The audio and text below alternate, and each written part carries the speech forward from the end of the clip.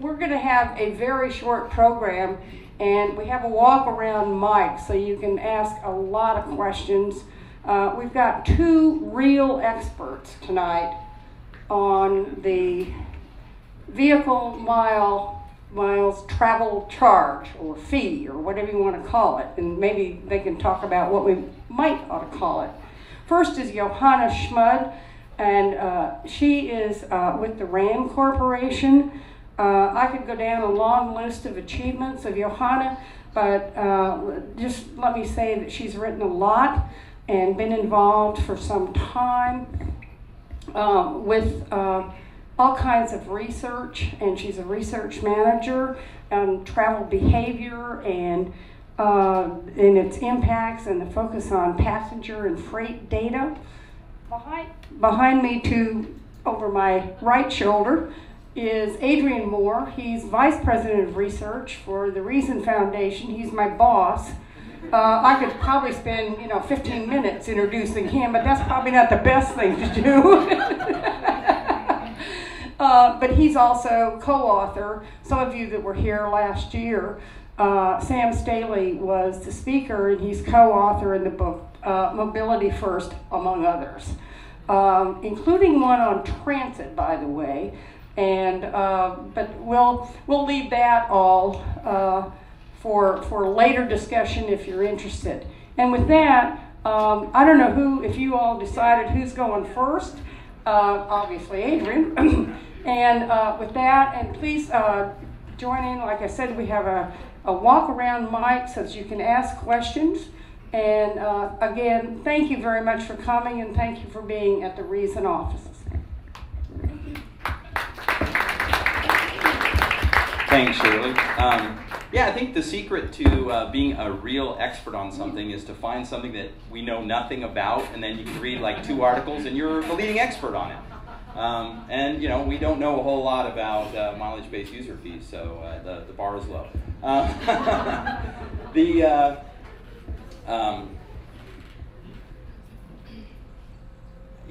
My starting point for thinking about this issue is that people love to get things for free. But there's really only one way you get things for free in our typical modern life, and that's when politicians give you free stuff in exchange for your vote. That's really the only source of free stuff out there. Everything else you get, you pretty much have to pay for. And of course, you really do pay for the free stuff that you get from the government, but it looks like it's free. People are, in the rest of their lives, they're perfectly willing to pay for things if the thing they're paying for is worth the amount they're asked to pay. If it's not worth it, they don't buy it. That's a fundamental decision we make without thinking 1 second about it a dozen times a day. But it's embedded in our day-to-day life, which brings me to the gas tax.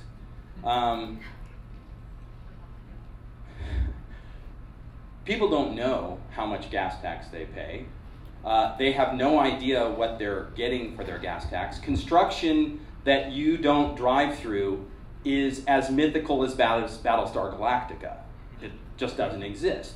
So the idea that your money is going to build some things that are not on your day-to-day route is whatever. It's myth. So you don't know how much you pay. You don't know what it's going for. The gas tax overcame that hurdle back in the day when the advantage it has was it was a really cheap way to collect revenue. It was a fairly decent indirect user fee. So people's consumption of gasoline was very closely related to their use of the roads. And so as a way of collecting money from people in order to pay for the roads, it made a lot of sense. Over time, that connection has eroded. Now, I'm an economist, and I know we got a very mixed group here. Only a fraction of you are economists, but you can either just trust economists. Silly, don't do that. But economists will argue that user fees are a better way of paying for things than taxes, because taxes suffer from this sort of, there's a lot of things, but they suffer from sort of a disassociation. People tend with taxes not to know what they're paying or know what they're getting for it. Does that sound familiar? With fees, you generally have some idea. When you pay X to get into a park, that's a fee. You have an idea, I'm getting into Yellowstone Park and I'm paying X to get in there. You know, the gas tax hasn't really functioned like that for a long time. It's been much more like a tax. We pay it, we don't know, we kind of know we pay it when we buy gas, but we don't know how much it is, and we don't know where it goes, and we don't know how much goes to where or any of that. So it's like, it acts like a tax. At the same time, we've, for many reasons, decided we want to consume less gas. Some people want to consume less gas because of greenhouse gas emissions, and some policymakers want to try to convince us or even force us to consume less gas because of greenhouse gases. Some people want to consume less gas because it costs so dang much money, and it's probably going to cost more money in the future, so we would really like to spend less of our precious resources on gas. You know, we'd like to consume less gas we don't want to be so dependent on foreign oil. Many reasons out there why different people might want to consume less gas, which means that we are steadily and surely applying our technology innovations to figuring out ways we can drive more while using less gas, which means we're using more road while we're paying less for the roads. I think you can see there's a problem there. Over time, as you look forward 20 years into the future, that gap just keeps growing. And we keep having an ever-increasing problem where we're using the roads more and we're paying less to use them. Roads are not getting cheaper, and so there's a disconnect there. So the gas tax is problematic as we go into the future as a way to pay for transportation. So what do? Well, as an economist, I really take to heart, and I think generally speaking, common sense dictates that a user fee is better. We could say, well, look, as the gas tax kind of fades away, we're just going to have to increase income taxes or sales taxes or whatever. It's tax, we're going to keep taxing people to pay for the roads.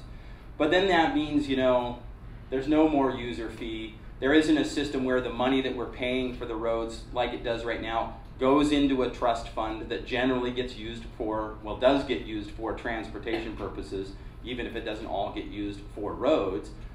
There is still a real connection between what you spend and what you use, except in a few states like my state, California, which they just use it for whatever the hell they want. You know, parties for the government.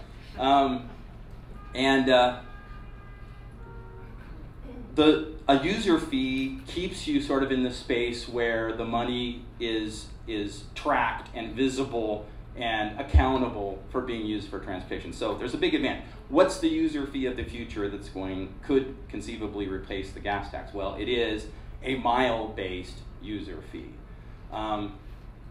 Now there's a few issues with that. It has some fantastic advantages. It is a pure user fee. Paying by the mile for using the roads is just like paying an entrance fee into a park or paying by the pound for apples or everything else we buy in private markets, at least as a starting point.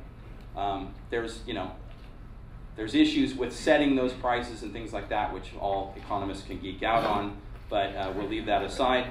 And just say it's sort of an ideal user fee in a lot of ways, except it has some issues. Well, number one, probably to many of you, is privacy, right? I think the common conception of a mileage-based user fee means somebody is keeping track of everywhere you drive all the time and charging you for where you drive all the time, right? I think many people in government would love that kind of system. Maybe plenty of people here would love that kind of system. Anybody who's a data geek would love that kind of system because, oh, wouldn't we all love to have real data instead of this modeling nonsense we have now to tell us where people go, when, and why. But most people are not fans of having the government or really anybody else know everywhere they drive. People buy these OnStar systems, which clearly when you crash into a tree, it calls the ambulance, it must know where you are, therefore you are in fact being tracked. But the reality is that system is not tracking you in real time because they can't make any money off of that. They only make money off of sending an ambulance to you when you crash, so they just only talk to your car when it does that. But there are many technologies available right now that will keep track on board the car of where you go and when you go, and will only report out how much money you owe.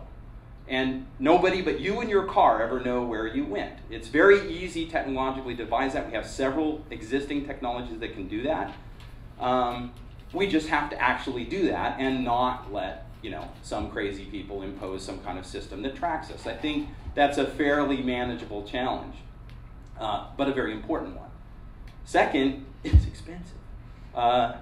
Collecting the gas tax costs about 0.4 cents per dollar. It's a very cheap tax. It may be one of the cheapest taxes we have, if you're a fan of cheap taxes. The tolling, regular old, for those of you who've used a toll road anywhere here on the East Coast, there's a lot of difference in the cost of those systems, but the most efficient ones out there are about 5 cents per dollar collected. So 20 times, is that right? Yeah. 20 times the cost of the gas tax. A mileage-based system couldn't be that efficient anytime in the conceivable, in the short future. It'd take quite a while to get there. So we're talking more like 10 or 12 cents per dollar for a system like this, at least initially. Wow, that's burning a lot more of your money on collection than it is on actually having revenue. There's many dimensions. There's a lot of other issues we could talk about, but I don't want to get into it. I just want to raise those as the two big ones. The challenge we have is I see that gas tax delta becoming a significant problem in about 10 years and a gigantic problem in 20 years. Meanwhile, we're not dealing well with the problems we currently have.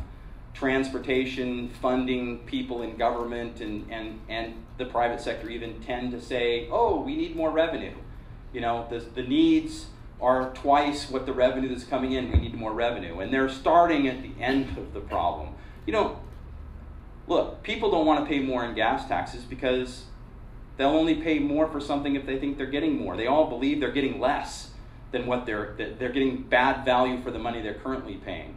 Until people really believe and can really see that the money they're spending is doing the right things and it's doing it efficiently and effectively. In other words, state DOTs and local transportation agencies start getting efficient and effective and start doing good projects and not nonsense political projects and all these things. That's a high hurdle to jump, but nobody's going to trust that system and give it more money until that happens. So talking about raising the amount of money people pay is extraordinarily premature at best and just plain wrong if you haven't figured out already how to get the most bang for the buck you're already collecting. You have no business asking for more. So people rightfully demand that the system gets better long before anybody asks them to pay more.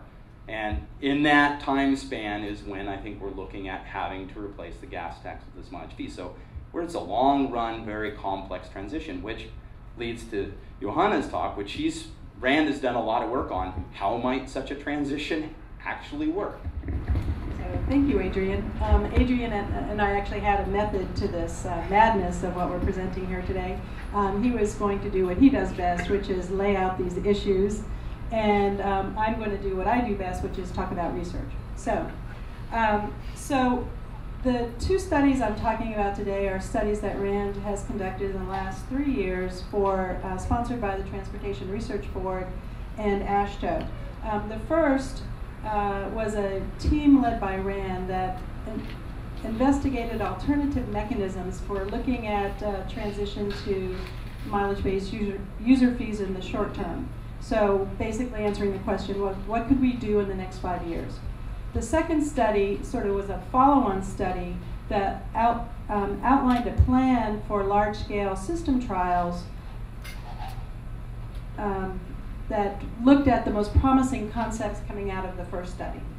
That study actually, the report on that second study was released in late 2010, and it was used by staffers to in their work on the reauthorization legislation. So several of the RAND researchers went up there and briefed on the Hill. I don't know if we're going to see anything from that, but we'll see. So what did the first study find out? The headline of that study is that, and I'm going to use the acronym. We all have jargons, right? So you avoided it, but I'm going to use it. Mileage-based user fee, the acronym is MBUF, and I'm going to use it because it's just easier. So What did the first study find? Basically, MBUF is promising and technically feasible now. What did we base that assessment of technically feasible on? RAND assessed 8 metering options for VMT monitoring. 3 relied on odometer-based checks. 2 were relatively simple automatic vehicle identification, or AVI devices, that could communicate with tolling gantries or fuel tanks. And 3 were more sophisticated onboard units that incorporated communications with an onboard diagnostic port, cellular communications, or GPS receiver. So what did we find out? All of them were technically feasible for collecting mileage-based user fees. Some, but all of them had limitations, and how you viewed those limitations really depended on what policy options you were most concerned with. For instance, GPS receivers were the most flexible. They had the broadest range of monitoring capabilities, but they were the most expensive and also had generated the greatest privacy concerns. On the other hand, odometer-based checks were the least expensive, but had the narrowest range of monitoring capabilities. So the RAND researchers basically concluded that while the technical feasibility of mileage-based user fees is there are other issues that aren't technically related that need to be developed before this can be rolled out in a national system. These have to do with collecting revenues, how to deal with preventing evasion, how to deal with public acceptance. And public acceptance actually turned out to be an important point. So the second follow-on study was started, as I mentioned, in 2010, and that asked and answered the question, what would large-scale trials look like?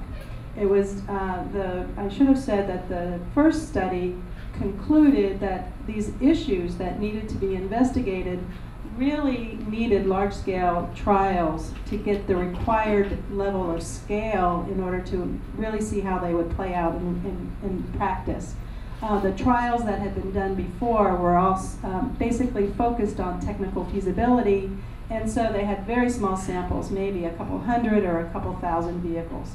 So we needed these large-scale trials to really make a decision on whether this could be rolled out as a national system. So, in conducting the second study, we talked to experts, stakeholders, held an expert panel workshop, and looked at the issues that really need to be incorporated into these large-scale trials. And basically 2 issues rose to the top.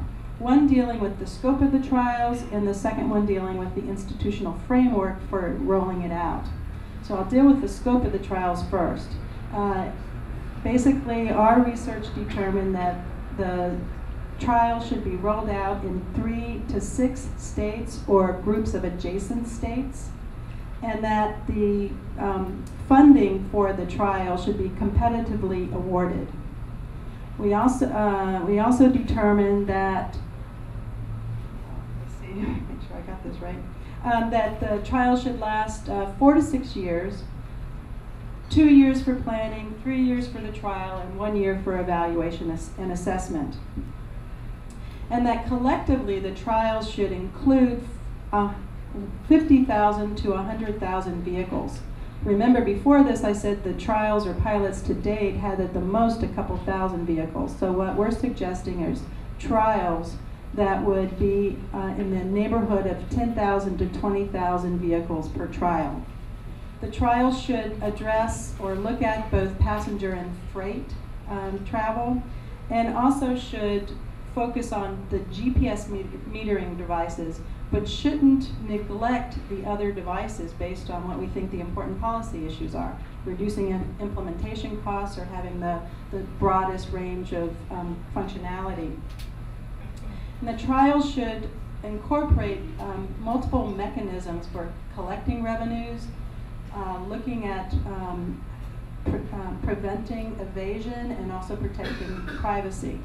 So we're laying out a pretty extensive scope for these trials, and the costs that were estimated to do this were range between 100 million and 400 million. Given the cost, we also suggested that the management and oversight of the trials should include 3 different entities. First, a national panel that would deal with high-level policy issues, a working group that would deal with the technical issues, and third, sort of separate entities or agencies that would actually carry out the pilots. So believe it or not, the sort of scoping issues were simple in comparison to really thinking through the institutional framework for rolling this out. To address this, 3 frameworks were put forth. First, a federal-led framework. This is one where it would start with a federal charge and the states could piggyback on that. Second is a state-led charge that would really encourage states to experiment as interoperability came forth, was established. And third was a market-based framework that would allow device manufacturers to compete to provide value-added services in a voluntary system. All 3 have pros and cons. So the pros of the federal system is that it would directly address the need to augment federal transportation revenues. It would maximize opportunities to reduce costs through economies of scale, and it would ensure interoperability. But there are cons.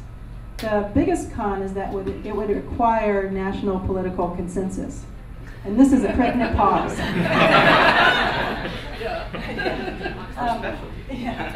Require mandatory adoption, which would compound the difficulties of gaining public acceptance. The pros of the state-led framework is that the big thing is that it would be easier to gain public acceptance at individual states at the individual state level than at the national level. The cons are that it would not, especially in the near term, address national or federal transportation revenue shortfalls, and there would be risks that the systems would not be interoperable across states, and it would reduce the chances for reduced costs through economies of scale. So third is the market-based framework, and the pros, the number 1 pro is that it would reduce government costs, big pro right now. And it would maximize social value by offering value-added services in a voluntary system.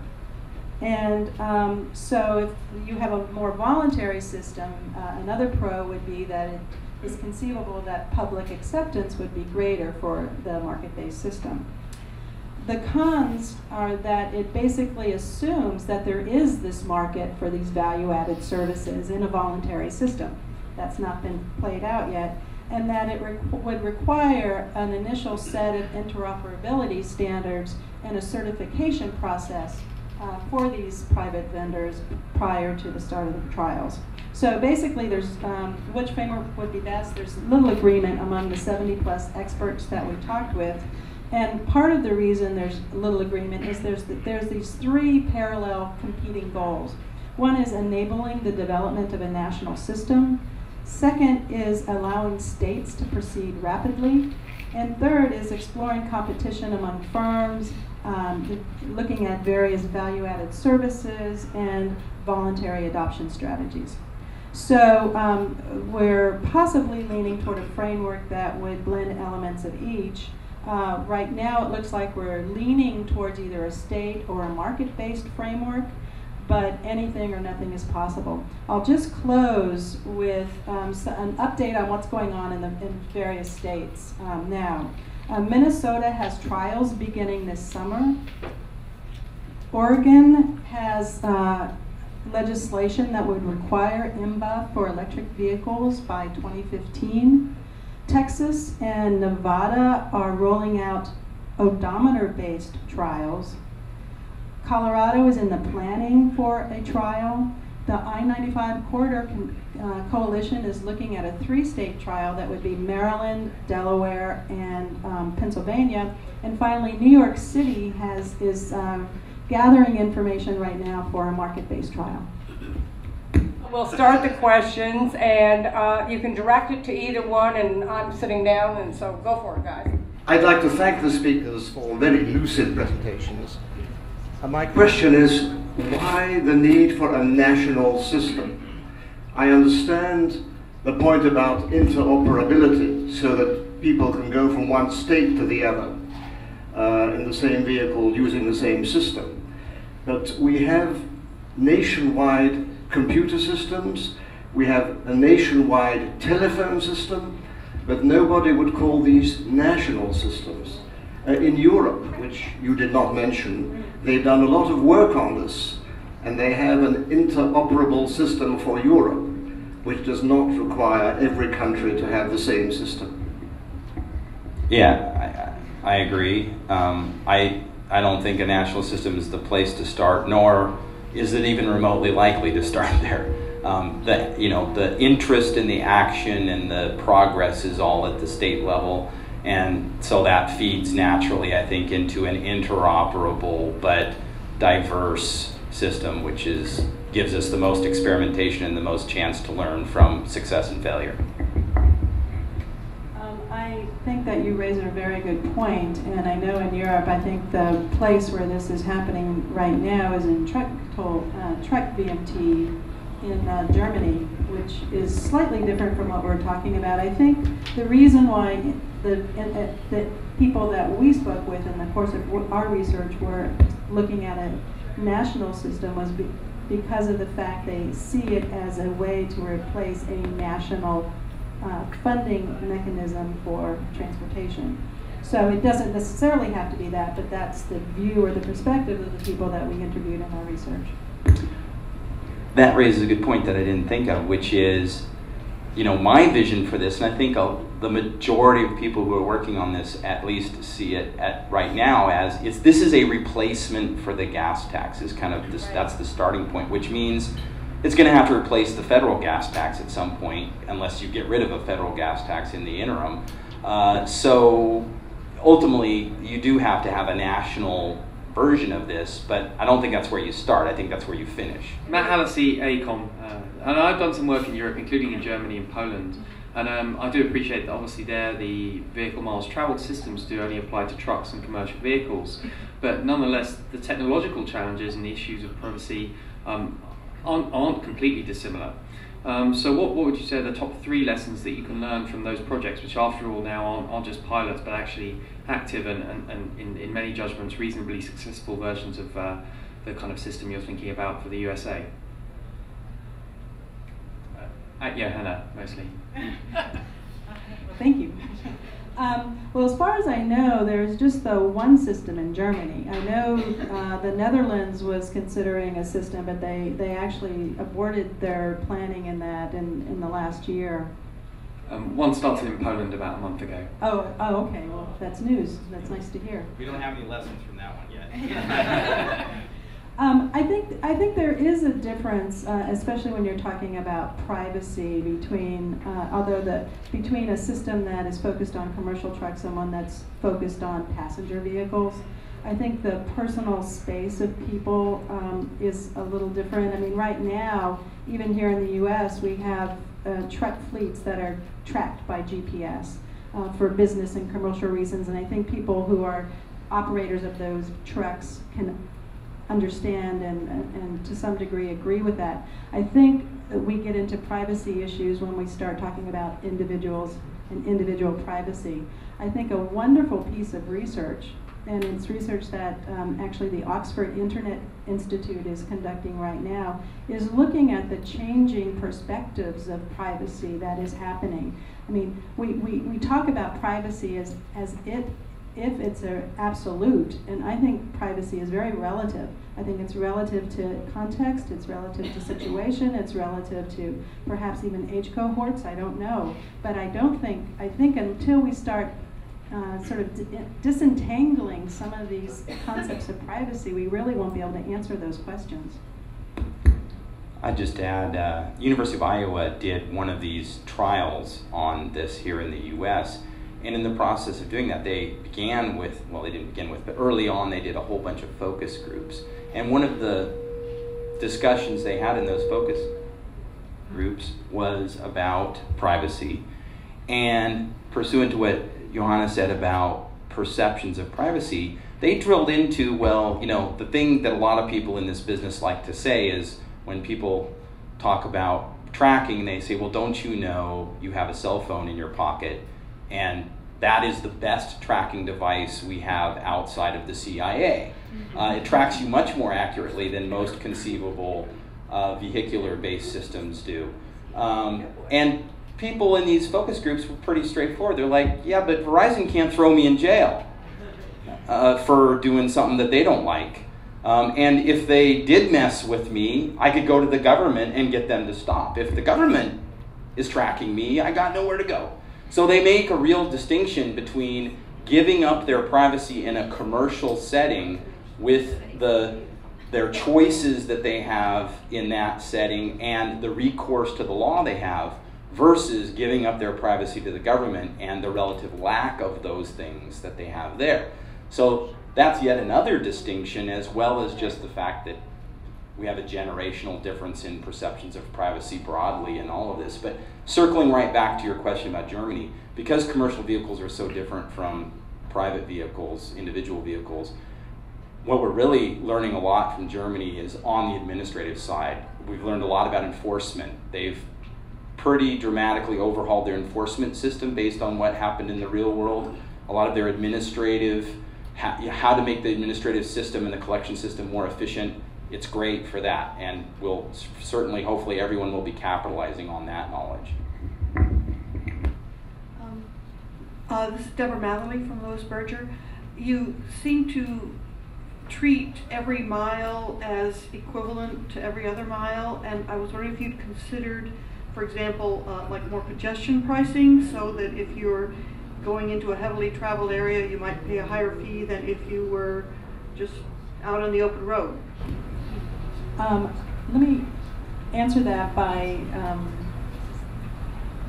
giving some information that I didn't mention in my presentation, and perhaps I should, about the first study that we did where we assessed the different VMT monitoring devices. And when we were looking at those 8 different types of devices, one of the goals of that was to see how well each tracked, measured, and estimated mileage, area of travel, route of travel, time of travel, as well as salient vehicle characteristics. So I didn't go into it for lack of time, but the report that we have actually goes into each of those different monitoring devices and rates each on how well it does each of those. And there are, you know, obviously one of the benefits of GPS as opposed to, say, an odometer-based system is that it would allow you to do something like congestion-based pricing, because you would be able to monitor VMT by time of day. It would also let you do facility-based pricing because it would allow you to monitor route of travel. Some of the devices, like the AVI, the automatic vehicle identification devices, only allow you to monitor area of travel. So depending on what you're looking at, but there are cost implications for all that if we were doing a statewide or a national system. Yeah, it's. I mean, there's a lot of complexities there. It's just like if you actually look at your phone bill in detail. I mean, most people focus on like the amount they pay for calls and not so much on like all the things that they pay that aren't directly related to the amount of calls they do.